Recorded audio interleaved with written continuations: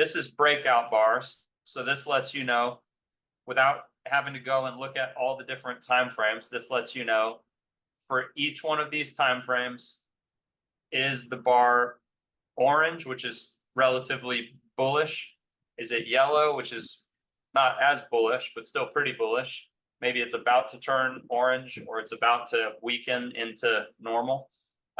Or it lets you know if the bar is blue or cyan, which I don't see any on here, but if we did, that means that it's pretty bearish. And they show up as red dots, right? If it's blue or cyan, it's kind of just letting you know that the bars are that cyan color, which is like 75% bearish confluence, or it's even more likely to fall, and it's 85% or more bearish confluence, which would be the deeper blue bars like these, right? So you can kind of see like what they look like when they show up. So when it's empty like this, that just means that there's no overwhelming pressure, which kind of makes it dangerous to do anything.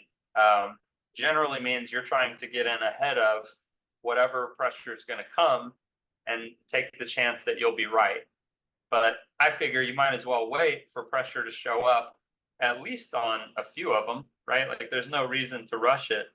Generally, this pressure will show up at least something like that, right? And you can kind of see like what that looks like on Phantom's price action on 4-hour bars.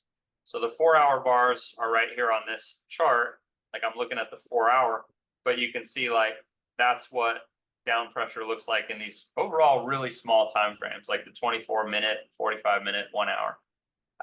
So that just gives you a glimpse of like what's the pressure, what's the emotion, what's the really short-term price action in danger of doing. So in Phantom's case, it's more likely to go down by quite a bit than up, right? Even just short term in those time frames.